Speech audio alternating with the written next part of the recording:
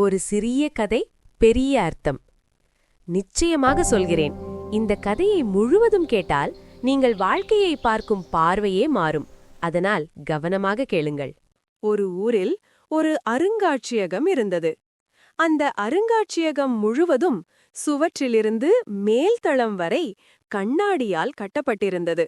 ஒரு நாள் இரவு அருங்காட்சியகத்தை மூடும்போது பின்கதவை பூட்ட மறந்துவிட்டார்கள். அதே நேரத்தில் அந்த வழியாக வந்த ஒரு நாய் தெரியாமல் உள்ளே நுழைந்தது. உள்ளே சென்றவுடன் அந்த நாய் சுற்றி பார்த்தது.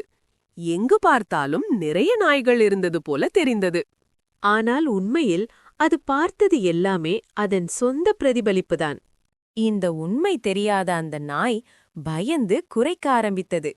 அது குரைத்தவுடன் அந்த பிரதிபலிப்பும் குரைத்தது. பயமும் கோபமும் அதிகரித்ததால் அந்த நாய் தாக்க முயன்றது. ஆனால் அது தாக்கியது போல் தோன்றிய இடமெல்லாம் திரும்ப அதையே தாக்குவது போல தெரிந்தது. கடைசி வரை அந்த நாய் நிற்கவில்லை. அதன் போராட்டமும் நிற்கவில்லை. கதை சொல்லும் உண்மை. இந்த கதையில் வரும் நாய் நாம்தான்.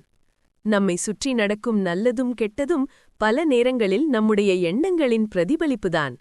நாம் கோபமாக இருந்தால் உலகம் கோபமாகத் தெரியும். நாம் அமைதியாக இருந்தால் உலகமும் அமைதியாகத் தோன்றும்.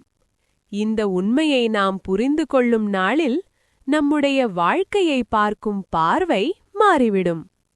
இந்த கதையை உங்கள் நண்பர்களுக்கும் பகிருங்கள். அவர்களுக்கும் இந்த உண்மை புரியட்டும்.